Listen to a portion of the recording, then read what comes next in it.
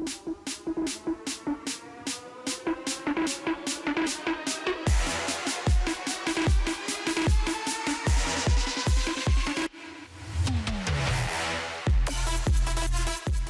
going to talk some football now on the SportsMax Zone. Only 7 match weeks remain in the Wren-Nephew Jamaica Premier League. And as we have grown accustomed to, the fight for places throughout the table, quite intriguing. Here's how the table is shaping up following Cavaliers' 3-1 defeat to Humberland in their rescheduled match on Thursday. Mount Pleasant, top of the table on 68 points, but they have 2 games in hand over the chasing Arnett Gardens, who are 3 points behind on 65. Montego Bay United in third on 64 points. Portmore some ways back in fourth. Cavalier 48 and Tivoli 45 are the other teams occupying the current playoff spots. Waterhouse Racing, the 2 teams that are closest to trying to get into a playoff spot. And Humberland, with their victory over Cavalier, a shocking one it was. Liz will talk about it in a moment. Now lifting themselves just slightly above the drop zone because they are only ahead of Malines on goal difference. Malines and Vere United are the teams in the drop zone at the moment. Now, as close as can be, so these fixtures carry importance from positions 1 to 14. And Malines up against Humberland and Mount Pleasant, Tivoli Gardens, those matches live on SportsMax on Sunday. There will also be Vere taking on Racing United, Dunbeholden against Harbourview, and Montego Bay United tackling Portmore in a big fixture. Then the Monday night doubleheader, which will be live on SportsMax 2, Chapelton Maroons against Waterhouse, and Arnett Gardens taking on Cavalier, who will be trying to rebound. Talking points here throughout, and here to discuss them is SportsMax football analyst Lige Williams. Lige, can we start first by talking about Humberland's upset win over Cavalier on Thursday in a rescheduled game? Yeah, that was a massive 3 points for Humberland. I thought their season was going to go off the rails a bit after a few good results. They've actually been, I would say, not necessarily in good form, but they've been in good enough form to survive since Alex Thomas has come in.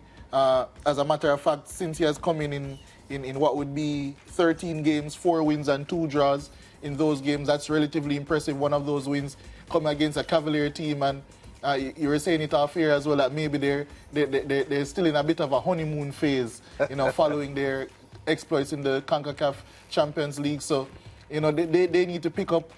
I know that Rudolph Speed would have said that not necessarily top 2 is their aim in the regular season, but I still think they need to start getting some points and getting some wins to gain some momentum going into playoffs, because there's quite a few other dangerous teams in the league. Yeah, in the first round, Cavalier had beaten Humberland by 3-1, I think. Pretty well, the same margin that they lost by. And going into the game, it was a rescheduled game, as we said.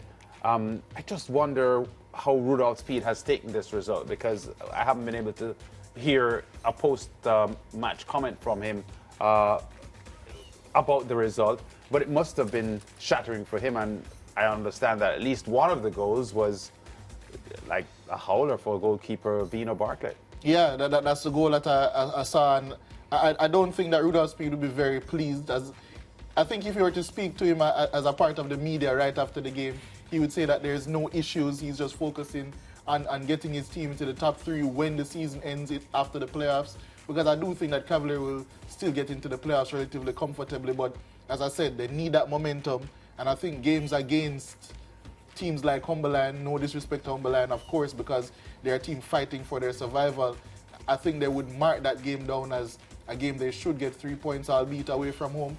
But that's just the competitiveness of the league shining through, and I think teams 1 from 14 all can beat each other on any given day. Yeah. Before Maraz sticks her questions in, a quick comment on I can't resist getting this question in, because Warner Brown looked so good playing for the Reggae Boys, and he has been excellent for Arnett Gardens in the Premier League as well. So I think there's a kind of a high at the moment for the fans' appetite for seeing these Premier League players, because there is evidence now that there is a spot for them in international football.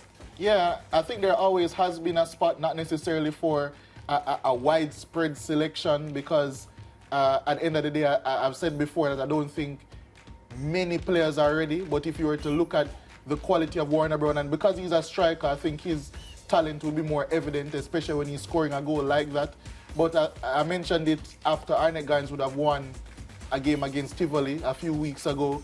He scored a hat-trick in that game, and if you were to, I said it on that day, if a scout were there from Europe, they would probably try to sign him on spot, because everything that, speaking specifically about Warner Brown, everything that a scout would look for in terms of his ability physically, especially, not only his pace and his strength, but his ability to do repeatable actions and do them consistently, his relentlessness, and also his ability to strike the ball is top, and he's very intelligent defensively also. So I think everything coupled together makes Warner Brown a very frightening striker, not only in the future for when I assume he's going to get a move, but also for the rest of the league, for the rest of the season, because he's in tip-top form, and I can only imagine that his confidence would skyrocket following his exploits with the national team.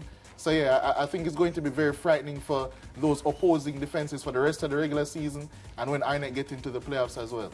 Yeah, really, really exciting to watch. And, you know, I just want to remind our viewers how important the win was for Humber Lion to get them to climb out of the foot of the table. They're clear from relegation, but still have a lot of work to do moving forward. Liz, do you see them being safe for the rest of the season based on what you saw? I'm not quite sure, and I'm not quite sure because there's a cluster of teams. If we were to get the table again, there's a cluster of teams right there at the base of it, and from 10th to 13th position is separated by only 1 point. 3 teams deadlocked on 28 points, only goal difference separating them.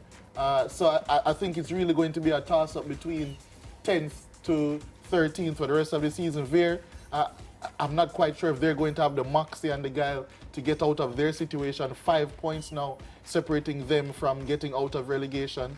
But I think Chapelton, based on what I've seen from them the past couple of weeks, if I were putting money on it, which I won't, but if I were putting money on it, I would say that out of that cluster of teams, those 4 teams, they would be the team that I'd be most convinced by to avoid the drop.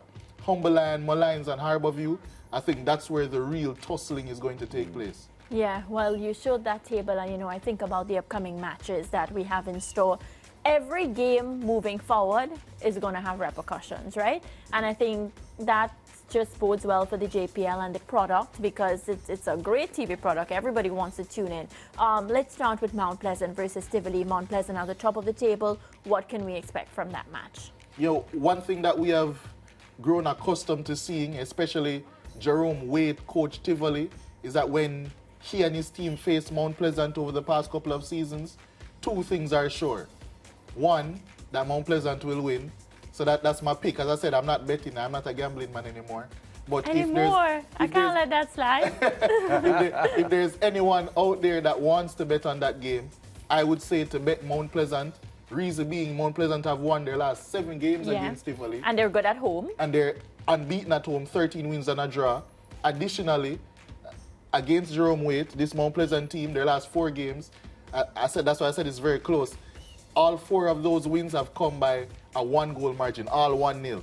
So I expect a very tight game, yes, but especially because Mount Pleasant are at home and the quality that they do have, I think that this Mount Pleasant team will rebound from in their last game. It's been quite some time, actually. They haven't played a game in this league since March 12th, so they have quite a bit of rest. They might have some rust against a Tivoli team that have been flying, 4 wins on the bounce. Their star players playing really well. I mentioned Nikolai Fuller to no end on this show, and I will continue to do that. Not only 4 wins, but 11 goals in those 4 wins, so they've been scoring heavily. And Anthony Nelson is scoring at a good rate as well, 11 league goals this season. We're going to see a free kick here from Nikolai Fuller. As a matter of fact, his last 3 goals in the league have all come from free kicks, and I can guarantee you they have all been splendid, including a winner against Racing United in a massive game this past Sunday. So, yeah, this Tivoli team, they're rolling. I think they'll give Mount Pleasant a very good game, but I would predict a very close one for Mount Pleasant. I don't think it will be 1-0 again, possibly a 2-1 in favor of the team from St. Anne. Yeah, that win over Racing had snapped, I think, a 12-game unbeaten run for Racing, because Racing was one of the hottest teams in the league on form. Yeah. And Tivoli stopped them. I had my doubts about Tivoli winning that match going in. So as well. To Jerome Waite's credit, that was a big result for Tivoli. Yeah, it really was. I think Tivoli, even though they were on some good form going into the game, I think that Racing's run would have, stumped that a bit. But it did, for all accounts, it wasn't a television game, so I didn't get to watch and analyze efficiently. But by all accounts, it was a close one down at the Edward Seaga Sports Complex, and it was just separated by a moment. And, people like to cast off set pieces, but they're an integral part of any game because they're one of the 5 phases of play. It's not only, you have your settled possession, your settled defense, your offensive transition, defensive transition, but set pieces. I'm not only speaking about direct free kicks, but the corners as well, indirect free kicks, throw-ins, which I don't want to get into that, but that's also a massive part of the game, which a lot of Jamaican teams discredit. But yeah, this Tivoli team, when it comes down to set piece, I think alongside Mount Pleasant, they're one of the teams that really execute them well. Yeah. So I think this Tivoli team can possibly even ride that into the playoffs. But between them, Waterhouse and Racing, that's another really tight race that I can't call right now. Yeah, you spoke favorably a couple of minutes ago about Chapelton Maroons and them avoiding the drop. They won their last 2 games against Humberland and Portmore, which was a good result for them. What is it about the Chapelton Maroons team at the moment that gives you a good feeling about their prospects of missing the drop? Well, everything about it for me would be their coach, Vassar Reynolds. He has come in and he's really instilled a solidity that they didn't have before. As I said, I mentioned it on commentary when I was doing that game against Portmore, and I quite like the Chapelton coaches before Vassar Reynolds came in because he's their 3rd coach of the season. I do like Jermaine Douglas, who he replaced, and I did like what O'Neill Bigger Thompson was doing. But Chapelton, they do have the players to play that expansive style. But Vassar Reynolds saw that that wasn't going to be the way to keep them in this league. And he has brought in this defensive solidity. What they did against Portmore defensively, I would say is one of the best game plans, defensive game plans I've seen this season. That they played in an aggressive mid-block 4-2-3-1. They denied Portmore United from passing into the middle, allowed them some space out wide, but were still so quick to close down space. They got that goal from a set piece, as I said, very important. But in the second half, Portmore were forced to switch their system to a 3 at the back, and then Chapelton actually probably had the best chances in the second half on the transition because of that fact. So they're an incredibly well-coached team, and it's very surprising considering the fact that they've had so little time on the training pitch because of the frantic amount of games, just 2 training sessions in between. So my big reason for why I think Chapelton Maroons, out of that cluster of teams, will be the ones to stay up is just simply down to their coach, Vassar Reynolds, and the great job that he's been doing. Yeah, I want to ask you quickly something about that Chapelton Maroons game against Portmore. But before that, Chapelton play Waterhouse on Monday night in a commentary game, a TV game on SportsMax. How do you see that one going? Because Waterhouse has been giving their coach, Fuzzy, high blood pressure. Yeah, most definitely, and I expect that to be a very close game. I don't expect it to be high scoring at all because of the facts we would have stated before and how solid Chapelton are defensively. Yes. But at the same time, Waterhouse, they're in a bit of form, but as I would have mentioned on the show Tuesday, the last time they were in a bit of form and they won 2 games in a row, it was also against Harborview and Vere. And then that 2-game winning streak was snapped by Chapelton, albeit a different Chapelton. Yes. And Chapelton went to Waterhouse at the Jews and Mini Stadium, beat them by 3-0. Do I think that will happen again? Probably not, because it's a different Waterhouse, a different Chapelton. Yeah. But I'm not quite. All I know is that game is going to be very close. I'm not quite sure how it's going to shake up and go. I heard Rudolph Austin, the Portmore coach, after I'm not sure if it was a Chapelton Maroons result, but I think it was, because the point he was making was that he was a little concerned that when his team plays a lower ranked team, they fall to that team's level, but they pump themselves up for the Mount Pleasants and the Arnett Garns, and he gets a better game out of them when they're up against a supposedly tougher assignment, but tend to fall a bit when the opponent isn't so challenging for them. Have you seen that with Portmore? Even in the EPL, I find that happen. Yeah, I mean, it's a natural thing and I'm not going to argue with his assessment because he's probably looking at it from a performance level. But if you were to look at the playing results, obviously I have not watched every single Portmore game this season, but if I were, as an analyst, to look at it from just the results, that loss against Chapelton was Portmore's first loss this season, not against a team that was currently in the top 6. Okay. So they had lost twice against, well, they lost against Arnett, they lost against Mount Pleasant twice, they lost against Waterhouse. So that was their first loss that you would say was against one of the lesser teams. Yes, they've had draws. Yes, there's been games where they haven't performed to their optimum level. But one thing with Portmore, I do think that they're still a bit blunt attacking-wise, and that can cause it to look like the performance isn't one, or is one where they're playing at a level below their usual standards. Because George and I have a running joke every time we do commentary, because we do commentary down at Portmore pretty often, and because every game I mentioned the stat that Portmore's leading goal scorer this season has 5 goals. Tej Bryan, he's tied with Junior Grizel, who hasn't played a game for them since November. So I think it's just very indicative of the fact that Portmore don't have that attacking thrust that they need to have to really, really challenge, because if it comes down to their defense, I would say alongside Mount Pleasant, they have the most impressive one. So I think we've got to wrap now. We're out of time. Maybe Portmore is missing Siobhan Walsh, who was potent for them in the past couple of seasons. Yeah, but I do think Jeremy Lynch, once playoffs come around, we know how potent he can be, has led them to a couple titles before. So okay, lots of big action coming up in the Premier League this weekend. 2 games on SportsMax on Sunday and another 2 on SportsMax 2 on Monday night. We go to break. Back with Interactive with Ramarak leading the way after this.